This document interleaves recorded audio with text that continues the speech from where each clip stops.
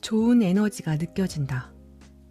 몸속을 흐르는 사랑의 묘약 때문에 기분은 구름 위를 걷는 듯하다. 전에는 무심코 흘려버렸던 달달한 사랑의 노래를 아침 저녁으로 흥얼거린다. 아, 정말이지. 이 노래 가사는 내 맘에 쏙 든다. 마침내 당신은 허니문 이펙트를 창조해냈고 삶에는 그토록 꿈꾸던 사랑이 찾아왔다. 그리고 이번만큼은 이 감정이 영원하리라고 믿는다. 그런데 예상치 못한 일이 생긴다. 갑자기 모든 것이 무너져 내린다. 마음은 쑥대밭이 되었다. 남은 건 빛나는 사랑이 남긴 가슴 아픈 추억뿐이다. 참 이상한 일이다. 어떻게 그 마법 같던 사랑이 전쟁 같은 싸움으로 변하고 아름답던 결혼 생활의 종착지가 이혼 법정이 될 수 있을까? 당신은 분명 허니문 이펙트에 관한 지식이 효과가 있길 바랬고 효과가 있으리라 믿었다. 그런데 이 결과는 뭐지? 믿음이 모든 것을 바꿀 수 있다는 건 몇몇 사람들한테나 통하는 이야기였나? 여기에는 한 가지 문제점이 있다. 긍정적인 생각과 믿음만 가지고 모든 것이 해결되진 않는다. 우리가 파트너를 처음 만나 깊은 관계를 맺고 행복감으로 들떠 있을 때 말과 행동은 모두 의식에서 비롯된 것이다. 이 점이 중요하다. 의식은 창조를 담당한다. 그래서 두 연인의 의식이 서로 얽힐 때 마법 같은 조화가 탄생한다. 사랑에 빠진 두 연인이 마음속 깊은 곳으로부터 우러난 소망과 욕구를 공유한다고 상상해보자. 그보다 더 좋은 일이 있을까? 그러나 시간이 지나면서 의식은 일상의 바쁨 가운데 점점 지쳐가기 시작한다. 은행 잔고도 맞춰봐야 하고 그날의 할 일을 처리해야 하고 주말을 어떻게 보낼지 생각해야 한다. 이런 일들에 신경 쓰면서 의식은 근사한 로맨스를 창조하는 것보다 일상의 잡다한 일을 처리하는데 더 집중하게 된다. 그 결과 의식은 이전부터 잠재의식에 저장되어 있던 기본 프로그램의 제어권을 포기하게 된다. 그리고 파트너까지 이런데 생각을 빼앗긴다면 각각 2개씩 이제는 4개의 의식이 두 사람의 관계에 영향을 미치게 된다. 이때 등장한 파트너 각각의 잠재의식은 행복했던 두 사람의 관계에 먹구름을 들이울 수 있다.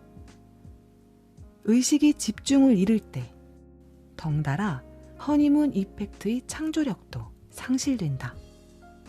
왜냐하면 우리는 삶에서 경험을 통해 학습한 것들, 말하자면 잠재의식의 프로그램에 의해 좌우되기 때문이다. 일단 잠재의식이 전면에 나서기 시작하면 두 사람 사이의 열정은 그야말로 빛의 속도로 시들어버린다. 잠재의식에 프로그램된 행동은 기본적으로 다른 사람의 행동, 상당수는 부정적이고 소모적인 행동을 보고 받아들인 것이다. 특히 부모나 가까운 가족 혹은 자신이 속한 공동체나 문화권의 영향이 크다. 그리하여 잠재의식이 나서기 시작하면 허니문 이펙트의 영향 안에 있을 때는 절대 몰랐던 파트너의 어떤 부분이 거슬리기 시작한다. 이내 다툼이 생긴다. 처음에는 아주 사소한 부분에서부터 누구나 한두 번쯤은 경험했을 법한 사례를 들어보자. 불타는 로맨스에 푹 빠진 커플이 있다. 파트너는 삶의 등대 같은 존재이며 서로에 대한 사랑으로 가득 차 있다. 그러던 어느 날 여자가 남자에게 단순한 질문을 던진다. 그때 남자는 고장난 차 수리 또는 집세 등을 골똘히 생각하는 중이었고 여자의 질문에 반사적으로 퉁명스럽게 대꾸한다. 그 말투는 마치 귀찮으니 제발 나 좀 내버려둬 같이 들린다. 여자는 충격받은 나머지 남자에게 나한테 어쩌면 그렇게 무관심할 수가 있어요? 라며 쏘아붙인다. 이 사례가 바로 허니문 이펙트가 붕괴되기 시작하는 순간을 보여주고 있다. 남자는 무의식적으로 대꾸를 했고 그래서 자신이 얼마나 퉁명스럽게 답을 했는지도 몰랐다. 이어서 그는 그녀의 비난이 자신에 대한 공격으로 느껴지기 시작한다. 그는 굉장히 비참한 기분에 휩싸여서는 생각하고 또 생각한다. 그녀는 내가 나답지 않다고 나무랐어. 난 항상 그대로야. 내가 뭘 어쨌다고 그러지? 대체 그녀가 무슨 말을 하는지 모르겠군. 정말 골치가 아파. 그가 생각에 잠긴 동안 여자는 여자대로 생각한다. 그렇게 나를 사랑한다던 그 남자는 어디로 간 거야? 두 사람의 의식은 현재의 순간에서 분리되어 불유쾌한 상황에 머무르고 있다. 커플은 이제 자신도 모르는 사이에 자라면서 부모님과 교육을 통해 무의식적으로 습득한 행동을 반복하게 된다. 그에 따라 그토록 사랑스럽던 배우자가 갑자기 비난과 불평을 일삼는데 충격받을 일이 남았다. 살면서 매일 처리해야 하는 문제들이 당신과 파트너의 의식을 점령하기 시작하면 점점 더 부조화스럽고 무의식적인 행동 패턴들이 수면 위로 떠오른다.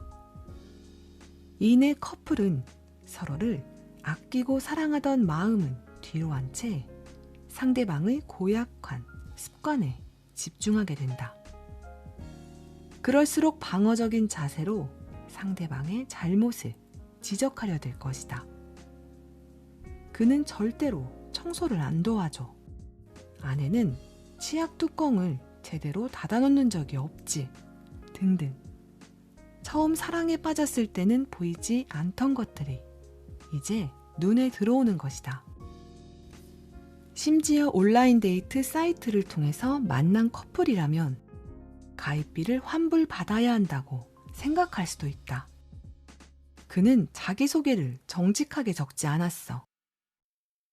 안타깝지만 자기가 어떤 사람인지 소개해보라는 질문에 나는 이런 사람이다 라고 설명이 가능한 부분은 전체의 겨우 5% 정도다.